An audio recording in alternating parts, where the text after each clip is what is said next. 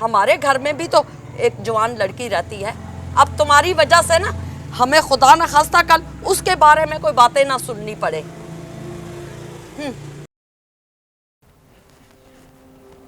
अस्सलाम वालेकुम अब्बू। अब्बू मुझे प्रमोशन मिल गई है। मुझे आपसे इजाज़त चाहिए थी कि मैं इन ड्राइव या टैक्सी में ऑफिस जा सकती हूँ। बस में बहुत मुश्किल होता है आना जाना। जी शुक्रिया। इंशाल्लाह मैं बहुत जल्द आऊँगी गाँव। ठीक है, मैं आपका सलाम मामा मुमानी को दे दूँगी। आप अपना ख्याल रखिएगा। अल्लाह हाफ़िज़।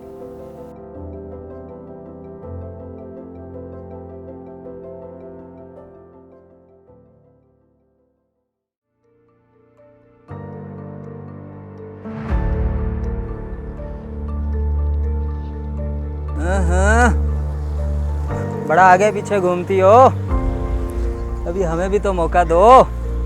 हम भी तो पड़े हैं राहों में।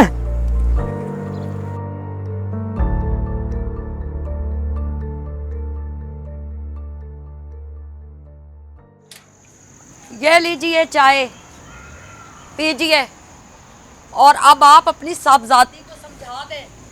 अब मैं चुप करके बैठने वाली नहीं हूँ। अस्सलाम वालेकुम। वालेकुम अस्सलाम। क्या हुआ मुमानी जान? अपने मामू से पूछ लो। मुमानी जान आप ही बता दे क्या हुआ। हाँ, मैं ही बताए देती हूँ।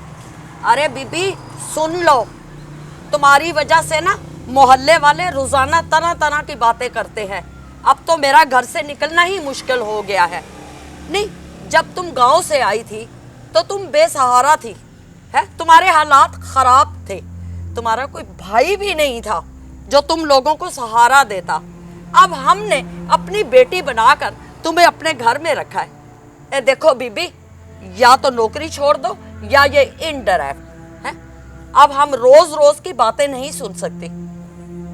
खुदाया, क्या है, हमारे घर में भी तो एक जवान लड़की रहती है।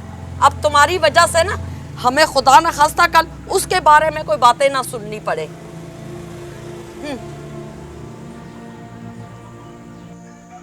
अब बोले भी कुछ बताएं, मैं ही बोलती रहूंगी।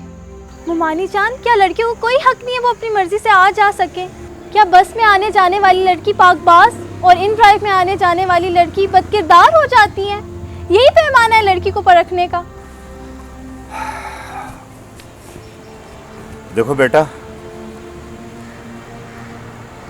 तुम अपनी ममानी की बातों पे बुरा मत मानो। असल में मोहल्ले वाली बातों की वजह से बहुत परेशान है। तुम डरो मत, घबराओ मत, ठीक है? मैं मोहल्ले वालों से बात करूंगा, ठीक है?